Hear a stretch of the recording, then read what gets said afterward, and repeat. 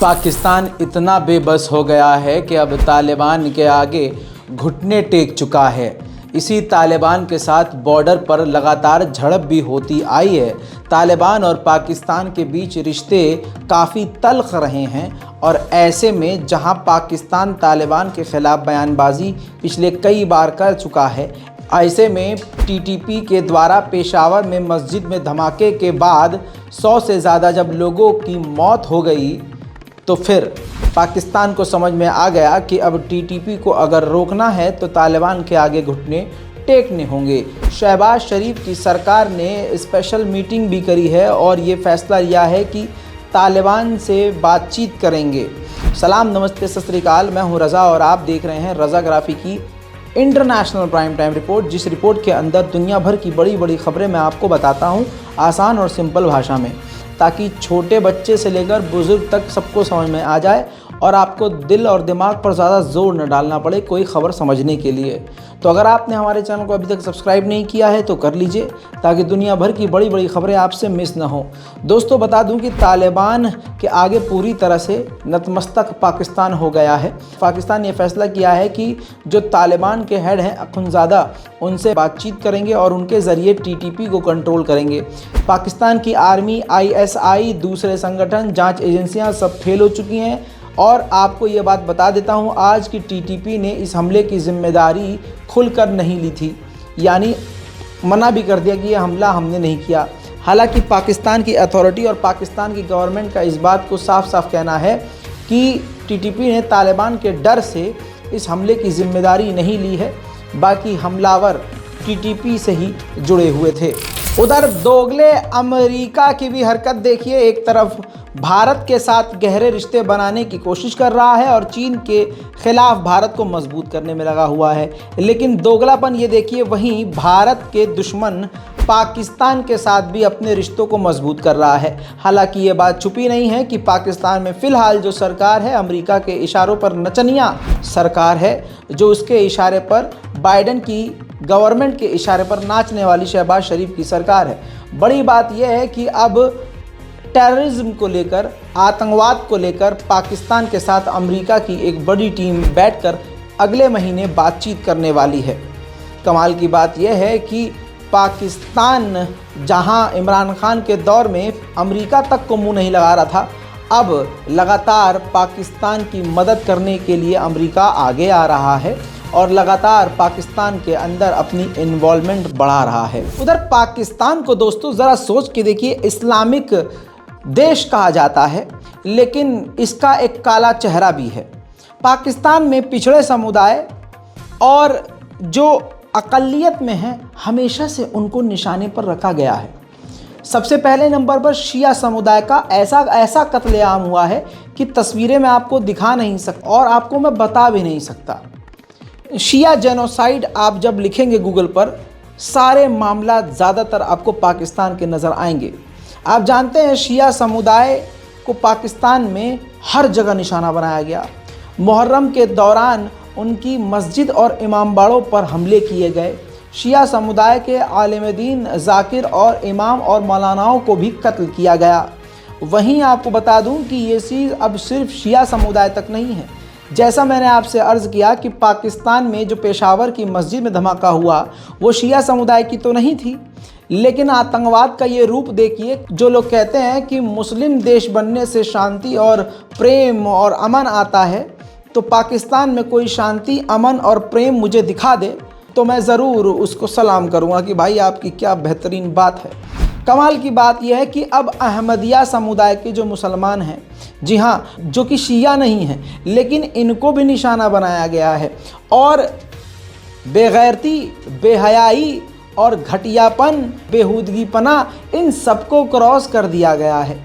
लीजिए तस्वीर देखिए, जो भारत ने जिस तरह से बाबरी मस्जिद को तथाकथित मवालियों ने तोड़ा, आज ये तस्वीर पाकिस्तान की देखिए, जो मस्जिद पर चढ़कर मस्जिद की मीनार और गुंबद को, यानी परवरदिगार के घर को, यानी अल्लाह के घर को तोड़ा जा रहा है। ये पाकिस्तान के तथाकथित मुसलमानों के द्वारा ही तोड़ा जा रहा है।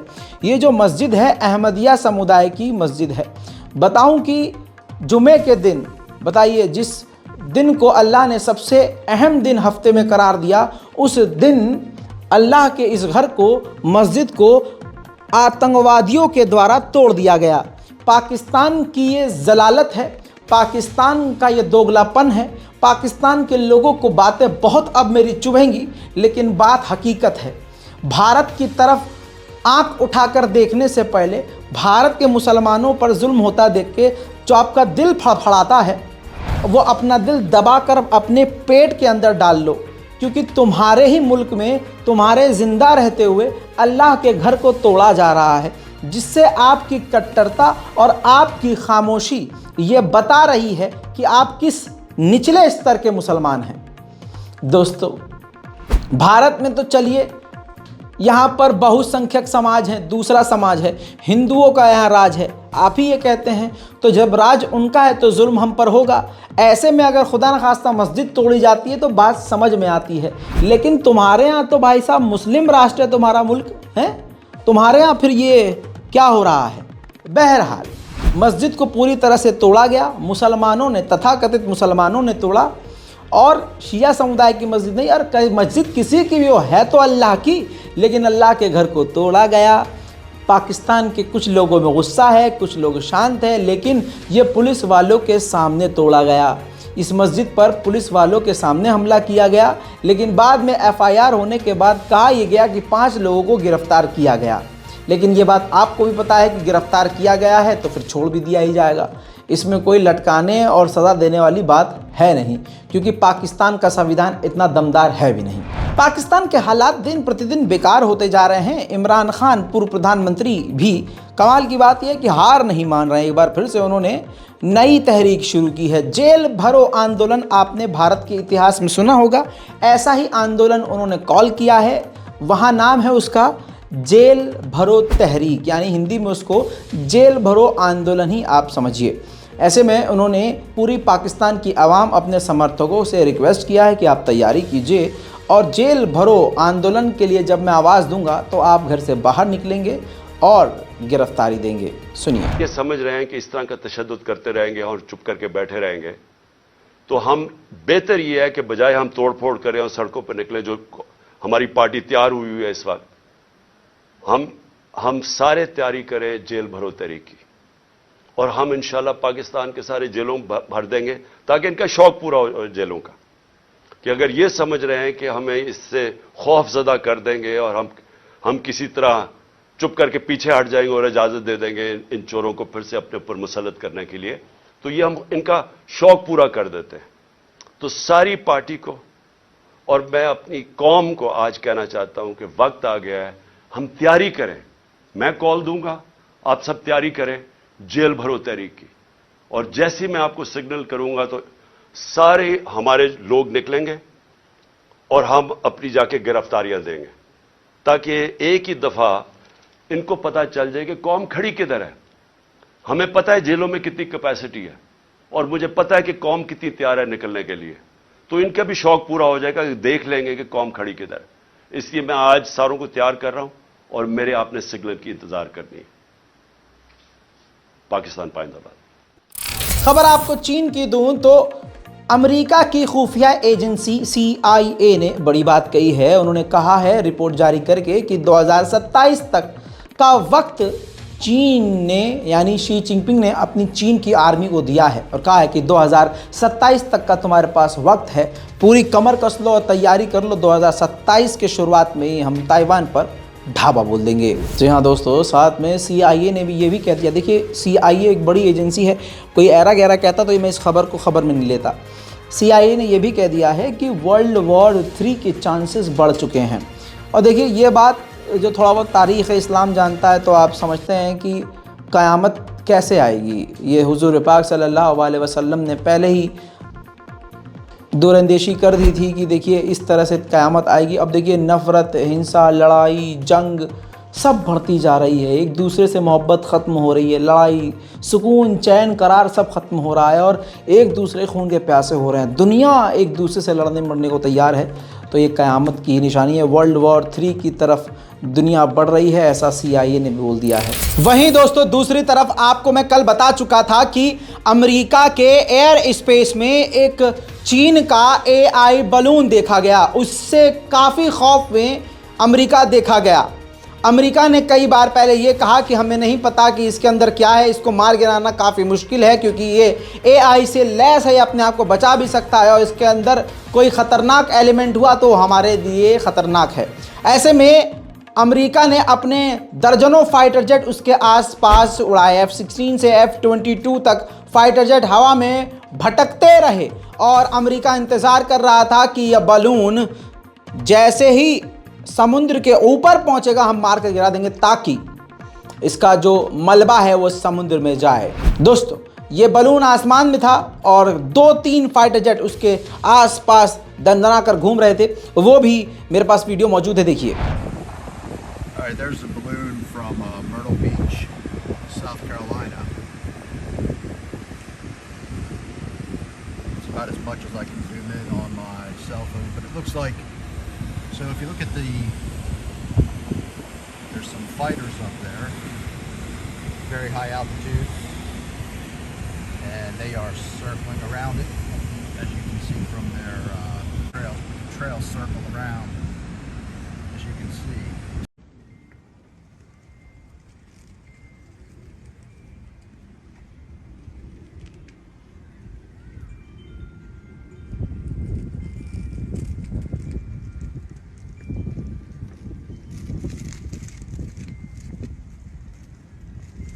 The fighter jets are everywhere right now.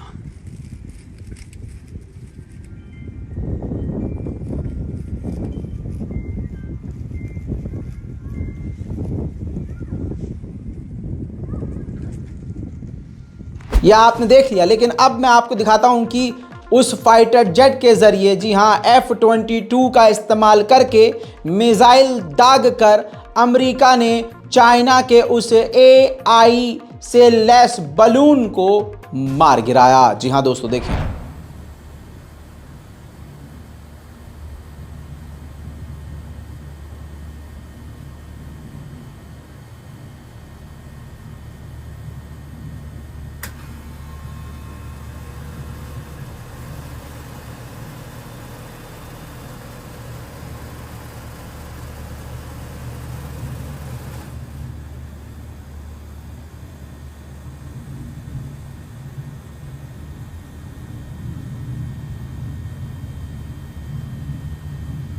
बड़ी बात यह है कि इसको तो मार गिराया, लेकिन लैटिन अमेरिका में यानी निचले अमेरिका के इलाके में भी ऐसा ही बलून देखा गया। हालांकि चीन ने बताया था कि हम किसी के एयर स्पेस का उल्लंघन नहीं कर रहे हैं और जो कुछ भी हुआ है हमारी ये कोई प्लानिंग नहीं है और ये जासूसी वाला कोई कदम नहीं है। मज़ेदार बात यह है कि एक तरफ चाइना ये कह रहा है कि हमने आपकी हवाई सीमा का उल्लंघन नहीं किया है, लेकिन है अमेरिका के हवा के अंदर ही वो, तो यानी वो भी झूठा और ये भी झूठा। शेर को सवा शेर मिल गया। बहरहाल अमेरिका के ऊपर जो ख़तरा मंडरा रहा था, अमेरिका ने उसको मारकर गिरा दिया है। हालांकि लैटिन अमेरिका और दुनिया भर के कई इलाकों में ऐसे बलून होने की आशंका बढ़ गई है। सभी देश अपने अपने एयर स्पेस पर नज़र गाड़ कर बैठे हैं। उधर बड़ी खबर दोस्तों चिली की दिखा देता हूँ। ये ताज़ा तस्वीर देखिए, जंगल की आग यहाँ भड़क गई है। जंगल में लगी आग जिसमें 13 लोगों की मौत हो गई है। लोकल गांव तक ये पहुँच चुकी है। 35,000 एकड़ तक ये आग फैल चुकी है। अर्जेंटीना और ब्राज़ील के 63 विमान पानी से आग बुझाने में लगे हुए हैं, लेकिन कमाल की बात यह है कि अभी तक ये आग नहीं बुझ पाई है। पूरे देश में इमरजेंसी घोषित किया गया है और हेलीकॉप्टर, फाइटर जेट, इन सभी का इस्तेमाल आग बुझाने के लिए किया जा रहा है, लेकिन अभी तक हालात पर काबू नहीं पाया गया है। मेरे दोस्तों, अब यूएन ने इजराइल को जोर का तमाचा जड़ा है। जी हाँ, इजराइल का एक बयान याद दिलाना चाहूँगा। इजराइल ने कहा था कि हमारे ऊपर हमले हो रहे हैं, इसकी वजह से हम अपने लोगों को और ज़्यादा हथियारों से लैस कर रहे हैं और ज़्यादा से ज़्यादा हथियार वाले लाइसेंस लोगों को देंगे। इस पर आज जाकर 2 हफ्ते बाद यूएन ने बोला है कि इजराइल का ये फैसला है आग में घी डालने का काम करेगा और इससे और ज़्यादा वायलेंस बढ़ेगा। जब से नेतन्याहू की सरकार आई है, फिलिस्तीनियों पर जुल्म बढ़ा है। लगातार टकराव की स्थिति बढ़ी है, आप ये बात को जानते हैं। बेंजीवीर ये जो शख्स है, इसी ने मस्जिद अल-अक्सा के अंदर ज़बरदस्ती घुसपैठ करी। सब ने मना किया लेकिन ये फिर भी गया। इजराइल के पूर्व प्रधानमंत्री ने भी मना किया लेकिन ये फिर भी गया। इसके बाद क्या क्या हुआ फिलिस्तीन में आपने देखा। अब ये बगैरत धमकी दे रहा है अपनी ही पार्टी को कि अगर आपने और सख्ती नहीं की या सख्ती फ़िलिस्तीनियों पर नहीं की तो मैं रिज़ाइन दे दूंगा। अरे लौड़े ने भुज्जम, तो कल क्या दे रहा, आज दे दे रिज़ाइन सुअर। खैर, मैं आपको बता दूं कि इसकी ये डिमांड है कि फ़िलिस्तीनियों पर आप नरमी दिखा रहे हो, यानी ये खून का प्यासा है मुसलमानों का। अब ये चाहता है नेतन्याहू से कि बस हमास की मिलिट्री सैटेलाइट उड़ा दो, लगातार बमबारी करो, फ़िलिस्तीनियों को गिरफ्तार करो, उनके घरों को तोड़ो। मतलब चाह तो नेतन्याहू भी यही रहा है, लेकिन नेतन्याहू प्लान से चल रहा है और ये चाहता है कि मैं सत्ता में आ गया हूँ तो बस अब सीधा सीधा कत्लेआम कर दिया जाए। अमेरिका ने फैसला किया है चीन की एक बड़ी कंपनी को बैन करेगा और ईरान की भी एक कंपनी को बैन करेगा।